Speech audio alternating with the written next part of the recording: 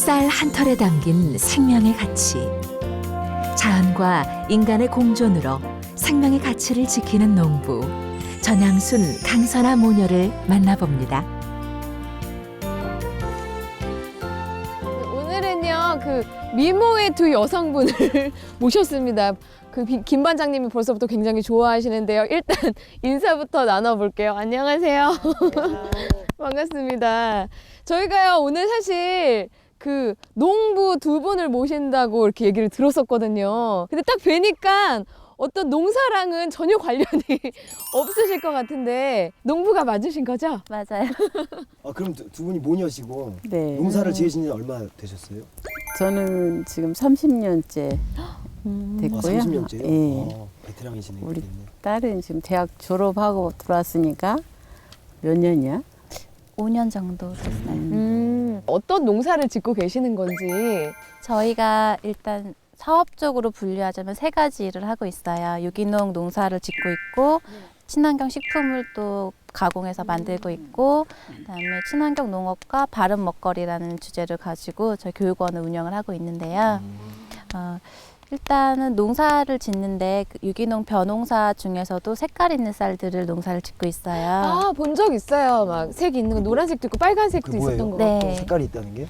저희 토종 종자인데요. 잊혀졌다가 지금 다시 복원을 해서 농사를 짓고 있는데, 아니, 그러면 그게 그 쌀이 색소를 이렇게 하는 게 아니었어요? 네, 종자 자체가. 아, 그렇구나. 저는 본 적이 있거든요. 근데 그게 색소를 이렇게 넣는 건 줄 알았어요.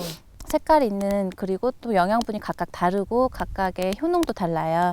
그런 쌀들을 재배를 해서 지금 오색미라는 이름으로 해서 판매를 하고 오색미? 있어요. 네. 그러면은 그 현재 규모는 어느 정도예요? 직접 농사 짓는 노는 3만 평 정도 되고, 저희가 연간 한 250톤 이상 판매를 하고 있어요. 유기농 쌀을. 250톤이요? 네. 근데 어떻게 이렇게 농산일을 하게 되셨어요? 원래는 독일로 유학을 준비 중이었는데요. 잠깐 집안일 도와드리러 내려와서 보니까 그 전까지 제가 봐왔던 부모님의 일이 생각보다 좀 더 많이 와닿았어요. 막상 나이가 들어서 부모님이 하신 일을 보니까 그 전까지 봐왔던 것보다 더 넓은 시야로 보게 되더라고요. 그래서 이 일은 누군가는 꼭 이어가야겠구나. 근데 다른 사람한테 주긴 좀 아깝다. 내가 한번 해보면 어떨까? 아니, 왜 아까우세요? 아니, 이때까지 30년 넘게 해오셨던 그 노력이 이제서야 결실을 조금씩 맺고 계시고, 앞으로 제가 봤을 땐 제 자식한테도 좀 떳떳하게 물려줄 수 있는 일이 아닐까 그런 생각을 했어요. 그 지금 따님이 농사 일을 하신다고 하셨을 때 예. 그 어떠셨어요, 어머니 마음은? 저도 지금 요즘에도 이제 친구들이나 뭐 이렇게 이야기하다 보면 나 고생한 것도 어딘데 우리 애들까지 고생을 시키냐고. 그러니까요. 막 그 이야기 하시거든요. 나는 유기농 농사만큼 안전한 직업은 없다고 생각을 해요. 예. 그리고 또 그보다 좋은 일은 또 없고요. 오색미를 이렇게 하신다고 그랬잖아요. 네. 근데 그 오색미 일하실 때는 어떤 그 농법을 쓰셔가지고 일을 하시는 건지가 궁금해요. 우리가 하고 있는 농법은 유기농법이에요. 그래서 유기농. 초창기 때는 정말 유기농이라는 그런 단어조차 생소할 때였지만 30년 전에는요? 그렇죠. 저는 뭐라고 하냐면 이렇게 벼를 이렇게 많이 심고 밀식하지 않고요. 일반 농법에서 한 15개, 16개 꼽는다고 하면 저희는 하나, 두 개 꼽아요. 하나, 두 개, 세 개가 많이 꼽아지는 거예요. 일반적으로 농사하시면 많이 꼽아야 수확이 많이 난다고 생각을 하시거든요. 근데 유기농은 그게 아니에요. 식물이 자라다가 병이 오면 그걸 고치려고 하는 농법이 아니라 처음부터 강하게 키워서 병이 오지 않게 하는 농사법이라고 저는 그렇게 말을 해요. 그 어머니 말씀을 들으니까요. 먼저 시작하신 아버님이 어떠신 분인지 되게 궁금해요. 남편은 대학 졸업하자마자 또 농사를 이렇게 이어받게 된 건데 시아버님이 또 54세인가 이렇게 일찍 돌아가셨대요. 건강하셨는데 왜 그렇게 빨리 돌아가셨을까? 그때 연수회 때 일본에서 그 강사가 오셨었어요. 근데 이제 그 강사분이 이렇게 강의하실 때 제초제가 발암물질을 일으켜서 암을 유발한다.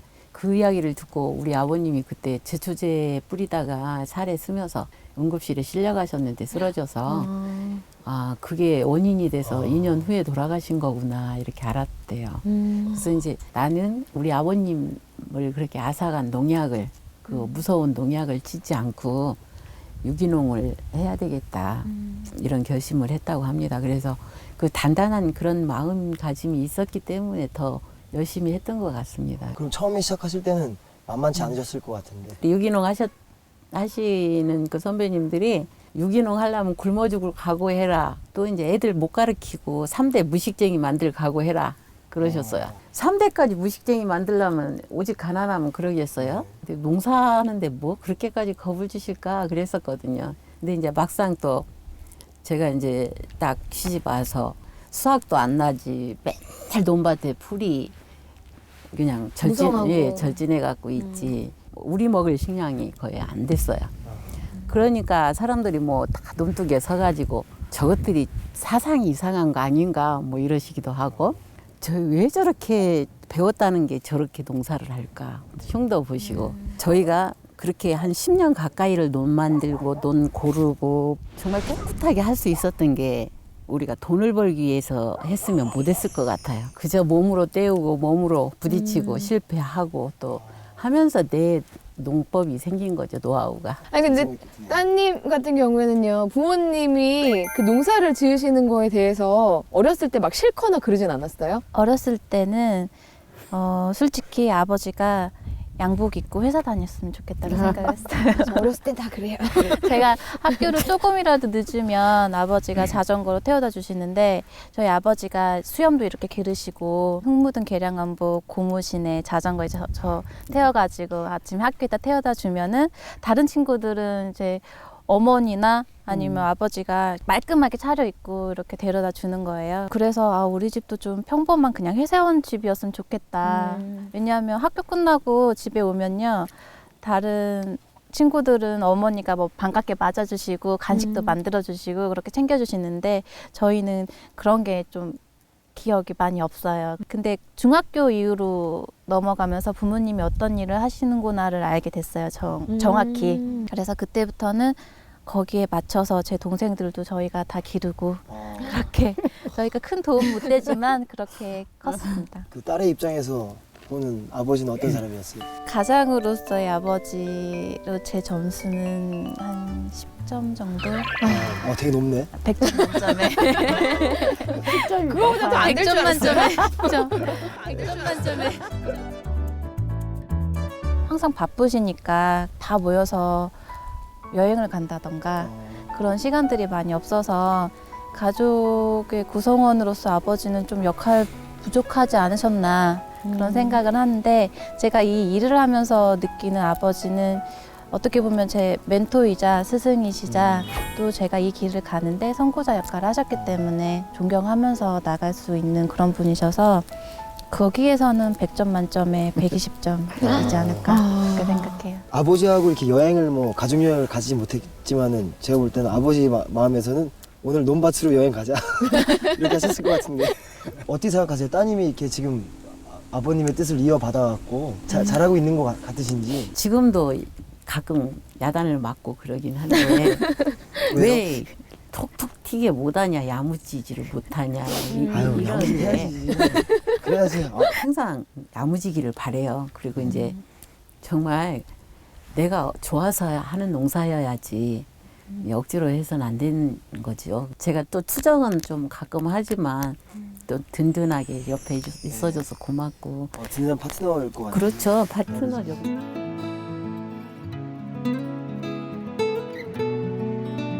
우리나라 최초 유기농 쌀 품질 인증을 받은 유기농의 대가 고 강대인. 평생 땅을 존중하고 농사로 생명을 살리는 길을 걸었던 그의 노력은 아직도 계속되고 있습니다.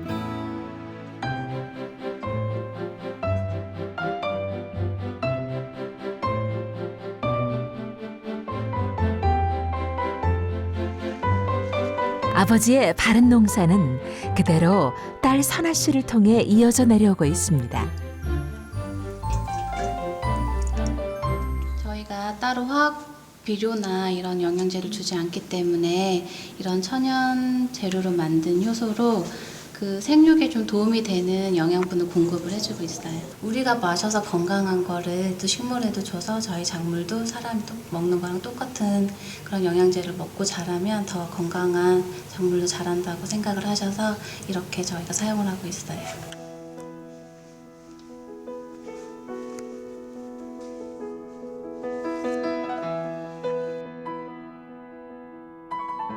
이건 저희가 짓는 농법이 해마다 달력이 다르게 나와요. 그래서 그 달력 같은 게 소개되어 있는 이런 농법들 그때부터 이런 농사로 지으셨어요.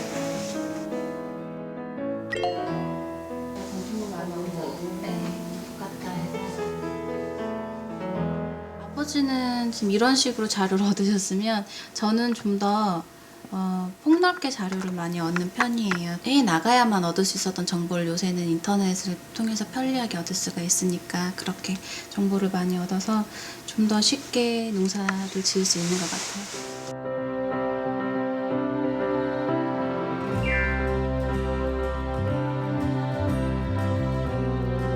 농사라는 게 제가 노력한 만큼 그만큼의 결실을 맺는 그런 좀 정직한 일이라고 저는 생각을 해요. 그런 마음만 있으면 그 마음대로 행하고 그대로 결실이 얻어지니까.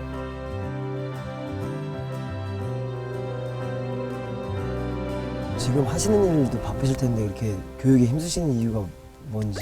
아버지가 계실 때부터 교육에는 정말 농사일도 제쳐놓고 가셨거든요. 그래서 저도 그 이유를 잘 몰랐었는데 제가 이어받으면서 교육원에서 저는 아이들 담당이라서 아이들을 친환경 농업에 대해서 먹거리에 대해서 이야기를 해보면 정말 너무 모르고 있다는 생각을 많이 들었어요. 아이들뿐만 아니라 소비자분들도 오셨을 때 어떤 것이 친환경 농업이고 어떤 걸 우리가 먹어야 되는지에 대해서 아예 정보 자체가 없었고 아실 기회가 없었기 때문에 우리라도 그런 것들을 알려드리고 조금이라도 여기서 변화되는 것들을 좀 해나간다면은 어떻게 보면 시발점이라고 할까요? 작지만 큰 일로 되게 하게끔 하고자 하는 생각이에요.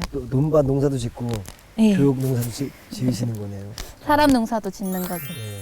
굉장히 궁금한 게요. 진짜 어떻게 보면 30년 동안의 그 노하우를 지금 친환경 농법을 하고 싶다는 분들에게 다 이렇게 알려주시는 거잖아요. 네. 정말 본인만이 이렇게 가지고 있는 그런 노하우들이 있잖아요. 네. 그런 것도 다 공개하시는지. 그렇죠. 그 이유는 우리가 서로 공유해야 살아남을 수 있다. 그리고 시어머니가 뭐 돌아가실 때까지 며느리한테도 전수 안 한다고. 맞아요. 근데 그거는 좀 좋은 방법은 아닌 것 같고요. 내가 가지고 있는 거 서로 나누고 공유할 때 정말 우리 농촌도 살아날 수 있고 우리가 또 농촌이 가난하다는 그런 편견에서 벗어날 수 있고 우리 선아 이렇게 시골에 와 있어도 시골 아가씨 같이 키우고 싶지 않아요. 저는 우리 농민들도 농사 일을 한다고 하지만 항상 이렇게 문화 생활도 즐겨야 되고 그렇죠. 또 연수도 많이 해외 연수도 많이 가고 이렇게 견문도 넓히고 교육이 그래서 필요하다고 생각을 저는 절실하게 느끼는 거예요. 요즘에 이제 농촌 위기라고 해갖고 지금 보시기에 그 위기에 대해서 어떤 노력이 필요하다고 생각하세요? 항상 제가 주장하는 건 이렇게 소농 살리기, 소농을 살려야 우리가 살아남을 수 있다 생각을 하거든요. 대농 중심으로 가다 보면 소농이 이렇게 소외되고 죽어요. 그러면은 대농이 갑자기 어느 날 무너지면 다 같이 죽는 거잖아요. 한 가구 한 가구 농사 이렇게 작은 농사들부터 소농 살리기부터 열심히 해야 된다고 생각을 하고 주장을 하고요. 그러다 보면 정부의 의지 안 해도 이렇게 직거래도 할 수 있고 또 열심히 하다 보면 또 가공도 해서 또 부가가치도 높일 수도 있고 이제 이런 것들을 찾아가야 되죠. 아버지의 뜻을 이어받은 신세대 농부로서 앞으로 이 농부로서 보는 비전이 있다면 어떤 게 있을까요? 아버지께서 항상 강조하시던 말씀이 있으신데 그 평화라는 글자를 보면 공평할 평자와 화자가 있어요. 그 화자를 풀이해 보면 벼화자에 입구자가 있거든요. 그 쌀이 공평하게 모든 사람들의 입에 들어간다면 그게 평화가 온다 그렇게 말씀하셨어요. 저는 이제는 유기농 먹거리가 많은 사람들의 입에 들어가서 더 진정한 평화가 오기를 바라는 마음이고요. 그런 농사를 짓는 게 우리가 할 일이 아닐까 해서 앞으로 열심히 해보려고 합니다. 진짜 열심히 하셔야겠네요. 네, 그렇게요. 많은 분들이 그 뭐 운영하시고 여러 가지로 그 이렇게 막 같이 이제 막 공감을 얻으시고 또 막 유기농에 관심을 갖듯이 오늘도 저희도 두 분의 얘기를 들으면서 굉장히 많은 거를 이렇게 깨닫게 되는 것 같아가지고 오늘 이 시간 너무너무 진짜 감사드립니다. 곡을 악상이 떠올랐어 지금. 진짜요? 그래 불러봐요. 유기농이야. 아무튼 오늘 감사합니다. 네, 고맙습니다. 감사합니다.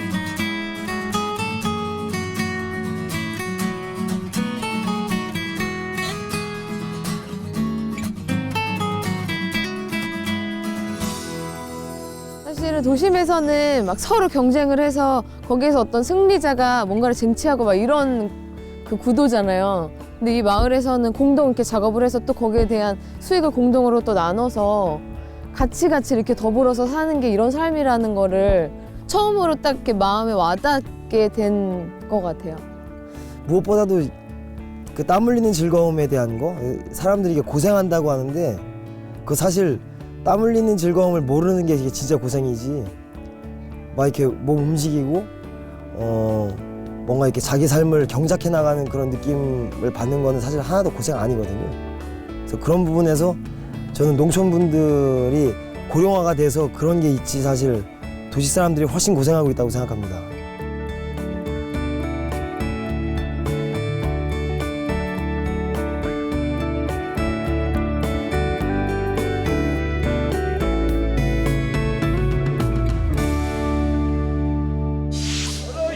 네, 많이 오세요. 앞으로 앉으래, 앞으로. 엄마! 앞에 앉아. 요리 앉아, 요리. 원래 해봅시다 이제. 원래는 찍었대. 우리 안경만 찍어.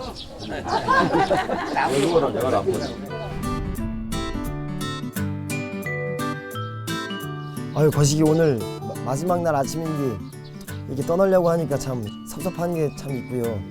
이 날씨도 추운 걸 보니까 그 오늘이 떠나는 날인지 아는 것 같아요. 그죠? 아유, 저기 여러분들 어떠세요? 저희 3일 동안 있었는데. 섭섭해요. 엄청 섭섭해요. 같이 살아요. 저도 이제 정들만 하니까 떠나게 돼갖고 너무 섭섭한데. 근데 저희 반장님은 예. 내 첫사랑 닮았어. 아, 정말요? 네. 아니, 그래서 유독 계속 잘해주시더라고요. 아니, 우리 매주 반장님이. 이게 그 사람이 이렇게 생기기가 쉽지 않네요. 얘가 첫사랑 닮았다니까. 예, 아유. 가지 말면 안 될까? 저 그 언제든지 이제 반장님이 불러주시면 제가 내려오겠습니다. 아, 그래요? 예. 네. 제가 내년에 또 오면 감 따줄 거야. 예. 아유, 고맙습니다, 어머니. 감이 진짜 맛있어요. 정말 너무 맛있었어요. 제가 드릴 건 없고요. 된장, 고추장 하나씩 선물로 드릴게요. 아이고. 아유, 고맙습니다. 이 된장이 감사합니다. 당천마을 된장 아니에요. 아, 이게 정말 여기서 먹은 된장이 너무 맛있어갖고 서울 올라가갖고 대체 어떤 된장을 먹어야 되나 이 고민을 하고 있었는데 여기 된장을 주시니까 그러니까요. 아주 오늘 집에 가자마자 여기다 그냥 밥을 집어넣고 비벼갖고 예, 맛있게 먹었습니다. 그래서 사실요 너무 죄송스러운 게 그 마을도 다 예쁘고 또 그 어르신분들도 다 좋지만 사실은 제일 돌아가서 못 잊을 게 이 고추장 된장 맛일 것 같거든요. 그래서 이 맛 때문에라도 다시 꼭 찾아볼 것 같아요. 당천 마을을. 저는 네. 입소문을 많이 퍼주세요. 그러니까요. 예, 아유, 역시 입소문이요.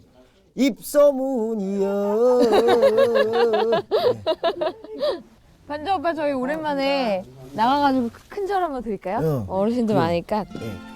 예. 저 나갈게요. 아무튼 건강하시고요.